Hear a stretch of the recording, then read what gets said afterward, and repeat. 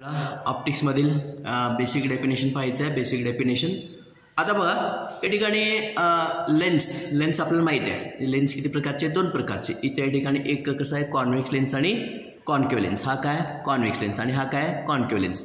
पण आता लेन्सचं डेफिनेशन सांगत असताना इथे किती सरफेस लागणार आहेत? इकडे याला दोन सरफेस आहेत. हा फर्स्ट सरफेस, हा सेकंड सरफेस, हा फर्स्ट सरफेस आणि हा सेकंड सरफेस. प्रत्येकाला किती? दोन दोन सरफेस आहेत. म्हणजे हा दोन सरफेसनी बाउंडेड आहे. हा ह्या ठिकाणी लेन्स कसं असलं पाहिजे? या ठिकाणी हा जो लेन्स आहे हा लेन्स कसं असणार आहे? ट्रान्सपरंट मटेरियलपासून बाउंडेड असणार आहे. दोन या ठिकाणी ट्रान्सपरंट मीडियम लागणार आहे. या ठिकाणी दोन ट्रान्सपरंट मीडियम कमीत कमी या ठिकाणी दोन ट्रान्सपरंट मीडियम लागणार आहे. आणि हे दोन्ही सरफेस कसं असले पाहिजेत? पॉलिश्ड सरफेस असले पाहिजे. दोन्ही सरफेस कसं असले पाहिजेत? पॉलिश्ड असले पाहिजे. त्यापैकी एक हा कसं असणार आहे? एक सरफेस कसं असणार आहे? कर्व असणार आहे. दुसरा कर्व असेल किंवा प्लेन असेल. म्हणजे या ठिकाणी डेफिनेशन सांगत असताना ह्या कंडिशन्स त्याच्यामध्ये आले पाहिजेत. हे ट्रान्सपरंट मटेरियलपासून बनलं असलं पाहिजे. हे कशापासून बनलं असलं पाहिजे? ट्रान्सपरंट मटेरियलनी बनलं असेल, बाउंडेड झालं असेल आणि पॉलिश्ड असणार. दोन सरफेस कसे असणार आहेत? पॉलिश. हा या ठिकाणी हा पहिला सरफेस, हा दुसरा सरफेस. दोन्ही सरफेस कसे असणार आहेत? पॉलिश्ड असणार आहेत. आता त्यापैकी एक मात्र कर्व असलंच पाहिजे. दुसरं कर्व असलं तर चालेल. दुसरं कर्व असलं किंवा कर्व असेल किंवा प्लेन असेल तरी सुद्धा त्याला आपण काय म्हणतो? लेन्सचं म्हणतो. ए ट्रान्सपरंट मटेरियल डेफिनेशन बघा. A transparent material which is bounded by two polished surface. Which is bounded by two polished surfaces out of which one must be curved and other may be other plane or maybe curved surface. Such material is called as lens. त्याला आपण काय म्हणतो? Lens म्हणतो. A transparent material bounded by two polished surfaces out of which one must be curved and other may be plane surface or may be curved surface. Such material is called as lens. त्याला आपण काय म्हणतो? Lens म्हणतो. म्हणजे या ठिकाणी लेन्सची व्याख्या झाली. आता काय लेन्स कसं असणार आहे? दोन या ठिकाणी इथं बघा हा लेन्स कसं फॉर्म इथे दाखवलेलं. हा या ठिकाणी हा एक स्पेअर आहे. हा ट्रान्सपरंट स्पेअर आहे. हा काय ट्रान्सपरंट स्पेअर आहे आणि हा दुसरा ट्रान्सपरंट स्पेअर आहे. म्हणजे हे दोन्ही ट्रान्सपरंट स्पेअरपासून हा मधला जो पार्ट आहे हा मधला पार्ट म्हणजे का लेन्स. हा इथं क्रॉस या ठिकाणी दाखवलं आहे. याला आपण काय म्हणतो? लेन्स म्हणतो. म्हणजे एक लेन्स म्हणजे दोन स्पेरिकल सरफेसपासून बनलेला असणार आहे. इथे या ठिकाणी हा पहिला सरफेस, या ठिकाणी हा पहिला सरफेस आणि हा दुसरा सरफेस. असे दोन या ठिकाणी स्पेरिकल ट्रान्सपरंट मटेरियलपासून बनलेला असणार आहे. आणि म्हणून या ठिकाणी आता इथं दोन्हीचं सेंटर ऑफ कर्वेचर महत्त्वाचं आहे. आता बघा हा पहिला सरफेस आहे. या पहिल्या सरफेसचं सेंटर ऑफ कर्वेचर इथं असणार आहे. म्हणजे हा स्पिअर, हा पहिल्या स्पिअरचं सेंटर, हा दुसऱ्या स्पिअरचं सेंटर. याला आपण काय म्हणतो? Centre of curvature. Centre of म्हणजे कर्वेचर म्हणजे काय? केंद्रबिंदू. ठीक आहे. हा याचा केंद्रबिंदू आहे इथं आहे. याचा केंद्रबिंदू इथं आहे. सेंटर ऑफ कर्वेचर म्हणजे भिंग. याला आपण काय म्हणतो? लेन्स किंवा भिंग. भिंग ज्या गोलापासून बनलेला आहे. म्हणजे हा जो भिंग आहे हा भिंग या गोलापासून एक बनलेला आहे आणि दुसऱ्या या गोलापासून बनलेला आहे. भिंग ज्या गोलापासून बनलेला आहे त्या गोलाच्या केंद्राला वक्रता केंद्र असं म्हटलं जातं. भिंग ज्या गोलापासून बनले त्या गोलाच्या केंद्राला वक्रता केंद्र असं म्हटलेलं आहे. ठीक आहे. म्हणजे सेंटर ऑफ कर्वेचर. म्हणजे सेंटर ऑफ कर्वेचर म्हणजे काय? The sphere, the center of sphere of which lens surface is formed. The center of sphere of which lens surface is formed is called as center of curvature. म्हणजे असं या ठिकाणी किती centre of curvature असणार आहेत? इथं एक आणि इथं एक असे दोन सेंटर ऑफ कर्वेचर असणार. म्हणजे एका भिंगाला दोन सेंटर ऑफ कर्वेचर असणार आहे. आणि मग त्या त्रिज्या म्हणजे या ठिकाणी दोन वक्रता केंद्र. याला आपण काय म्हणतो? वक्रता केंद्र. या ठिकाणी सेंटर ऑफ कर्वेचर. ठीक आहे. आता याला त्रिज्या किती असणार आहेत? दोन असणार आहेत. या ठिकाणी ही इथे एक त्रिज्या असणार आहे. याची एक त्रिज्या, याची त्रिज्या वेगळी असणार आहे, याची त्रिज्या वेगळी असणार आहे. भिंग ज्या गोलापासून बनलेला आहे त्या गोलाच्या त्रिज्येला, भिंग ज्या गोलापासून बनलेला आहे म्हणजे असं एक गोल आहे आणि असं एक गोल आहे. या दोन गोलापासून बनलेलं आहे. म्हणजे इथे एक त्रिज्या आहे आणि इथे एक त्रिज्या आहे. याची ह्या सरफेस त्रिज्या वेगळी आहे आणि या सरफेसची त्रिज्या वेगळी आहे. ह्या त्रिज्येला म्हणजे ह्या त्रिज्येला असेल किंवा या त्रिज्येला आपण काय म्हणतो? Radius of curvature. Radius of curvature म्हणजे काय? The radius of the sphere. The radius of the sphere. हा रेडियस आहे. The radius of the sphere of which lens surface is formed. Of which lens surface is formed is called as radius of curvature. त्याला आपण काय म्हणतो? radius of curvature. आणि मग आता आपल्याला काय पाहिजे? Definition axis. ॲक्सिस म्हणजे काय, हा जो वक्रता केंद्र आहे, इथं एक वक्रता केंद्र आहे, इथं एक वक्रता केंद्र आहे, इथं एक वक्रता केंद्र, इथं एक वक्रता केंद्र, ह्या दोन्ही वक्रता केंद्रामधून किंवा सेंटर ऑफ कर्वेचर, ह्या दोन्ही सेंटर ऑफ कर्वेचर म्हणून जाणाऱ्या रेषेला, ह्या दोन्ही सेंटर ऑफ कर्वेचर म्हणून जाणाऱ्या रेषेला आपण काय म्हणतो, axis of the lens. A line which is passing through to center of curvature is called as axis of the lens. म्हणजे ह्या सेंटर ऑफ कर्वेचर म्हणून जाणारी जी रेष आहे त्या रेषेला आपण काय म्हणतो, ह्या लेन्स या ठिकाणी तो काय ॲक्सिस आहे. ठीक आहे, ॲक्सिस. आता बघा आपल्याला काय पाहिजे आहे, पोल म्हणजे काय, इथं या ठिकाणी दाखवलं बघा, हा जो सरफेस आहे म्हणजे हा पहिला सरफेस आहे, हा इकडचा दुसरा सरफेस, हा सरफेस म्हणजे ह्या ॲक्सिस, ह्याला आपण काय म्हणतो ॲक्सिसची जी लाईन दाखवलेली आहे लाईन काय असणार आहे, ॲक्सिस.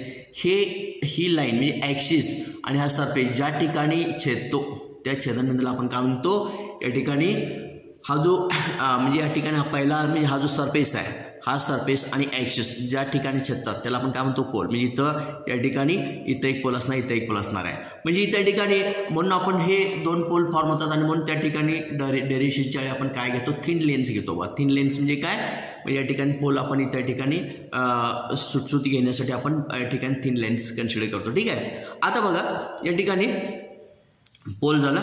पोल म्हणजे काय, म्हणजे या ठिकाणी हा जो रिफ्रॅक्टिंग सरफेस आहे आणि ॲक्सिस आहे ज्या ठिकाणी छेदतात त्या छेदनबिंदूला आपण काय म्हणतो, पोल असं म्हणतो. ठीक आहे, पोल. ठीक आहे. आता बघा ऑप्टिकल सेंटर. ऑप्टिकल सेंटर म्हणजे काय, या ठिकाणी हे जे इथं त्या ठिकाणी हा ऑप्टिकल सेंटर म्हणजे त्या ठिकाणी आता फॉर एक्झाम्पल इथं हा जो आपण त्या ठिकाणी या ठिकाणी लेन्स आहे, हा जो लेन्स आहे ह्या लेन्सला इथे ठिकाणी हा जो मधला जो भाग आहे आपण जर असा उभा काप घेतला, हा जो उभा काप घेतला तर उभा काप म्हणजे इथे ठिकाणी असं हे काय असणार आहे, हे असं प्रिन्सिपल प्लेन असणार. हा उभा काप घेतला तर इथे ठिकाणी हे असं उभा काप असणार, त्याला आपण काय म्हणतो, प्रिन्सिपल प्लेन. आता ॲक्च्युली ही लाईन दिसते पण त्या ठिकाणी 3 डायमेन्शनमध्ये कसं असणार आहे, एक सर्क्युलर प्लेटसारखं असणार आहे. हा कसं असणार आहे, सर्क्युलर प्लेट असणार आहे. ठीक आहे, म्हणजे हे प्रिन्सिपल प्लेन या ठिकाणी कसं आहे, हे प्रिन्सिपल प्लेन. प्रिन्सिपल म्हणजे का, सेक्शन. ह्या भिंगाचा तो मधला भाग, हा मधला काप, भिंगाचा मधला काप सेक्शन, की जेणेकरून त्या ठिकाणी हे या ठिकाणी ॲक्सिसला कसं असणार आहे, परपेंडिक्युलर असणार आहे. ह्या दोन्हीचा छेदनबिंदू जो आहे त्याला आपण काय म्हणतो, ऑप्टिकल सेंटर असं म्हणतो. The point of intersection of principal plane and axis is called as optical centre. त्याला आपण काय म्हणतो, ऑप्टिकल सेंटर असं म्हणतो. म्हणजे काय बा, ऑप्टिकल सेंटर म्हणजे प्रिन्सिपल प्लेन म्हणजे या ठिकाणी भिंगाचा जो हा मधला जो भाग आहे, मधला जो सेक्शन आहे, हा सेक्शन ॲक्सिसला लंब असतो. म्हणजे प्रिन्सिपल प्लेन आणि ॲक्सिस या दोघांचा छेदनबिंदू म्हणजेच काय, त्याला आपण काय म्हणतो, optical centre. The point of intersection of principal plane with axis of the lens is called as optical centre. त्याला आपण काय म्हणतो, ऑप्टिकल सेंटर असं म्हणतो. प्रिन्सिपल प्लेन म्हणजे काय सांगितलं बा, हा भिंगाचा जो मधला भाग आहे, मधला जो सेक्शन आहे, भिंगाचा लेन्सचा मधला जो सेक्शन आहे, हा सेक्शन कसं असणार आहे, ॲक्सिसला लंब असणार आहे. लंब असणाऱ्या मधल्या सेक्शनला आपण काय म्हणतो, प्रिन्सिपल प्लेन आपण म्हणतो. Is called as principal plane. The section of the lens which is perpendicular to the axis of the lens is called as principal plane of the lens. त्याला आपण काय म्हणतो, प्रिन्सिपल प्लेन. ठीक आहे.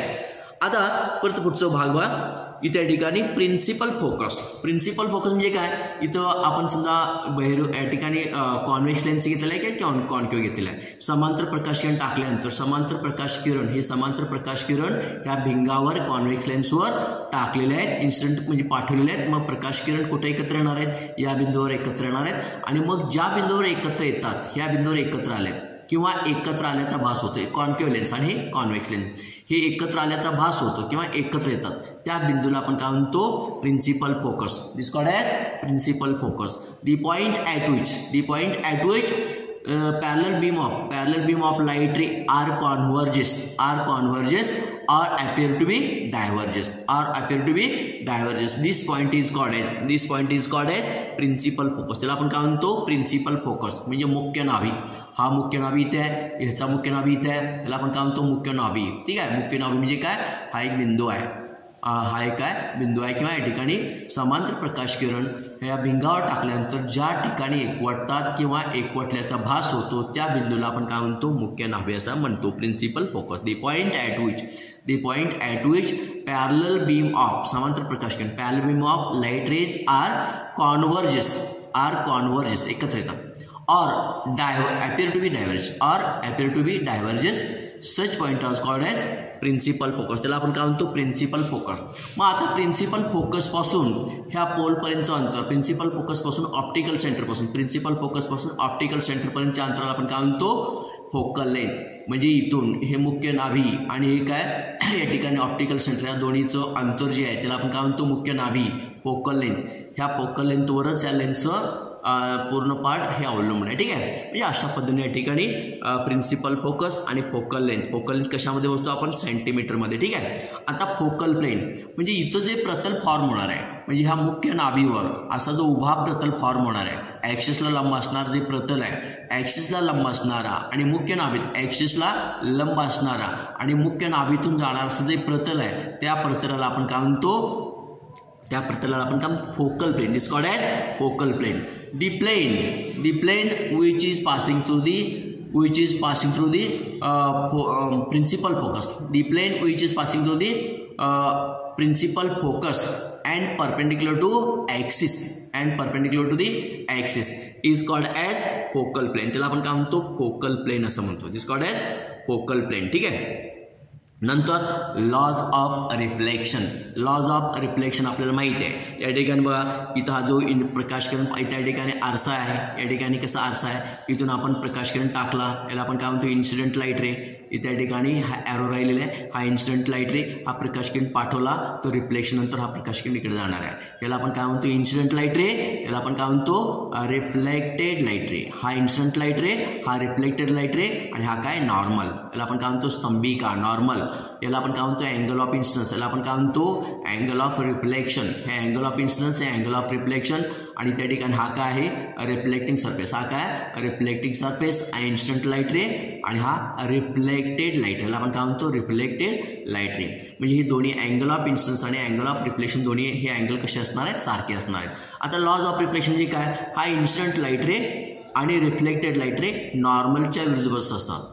हा नॉर्मलच्या अलीकडे आहे आणि हा नॉर्मलच्या पलीकडे आहे. हा नॉर्मलच्या अलीकडं हा नॉर्मलच्या पलीकडे. इन्सिडेंट लाईट रे आणि रिफ्लेक्टेड लाईट रे नॉर्मलच्या विरुद्ध बसत असतात. The incident light ray and reflected light ray both are lies on opposite sides of the normal. And all the three आणि सगळे एकाच प्रतलात आहेत बघा. Incident light ray reflected light ray normally सगळी एकाच प्रतलामध्ये आहेत. The incident light ray, reflected light ray and normal all the three are lie in same plane and the value of angle of incidence is equal to angle of reflection. Angle of incidence आणि angle of reflection दोन्ही angle कसे असणार आहेत सारखे असणार. म्हणजे अशा पद्धतीने या ठिकाणी हा बेसिक डेफिनेशन किंवा इंट्रोडक्शनचा पार्ट आपला संपलेला आहे. पुढचा पार्ट पुढच्या व्हिडिओमध्ये. Will stop here.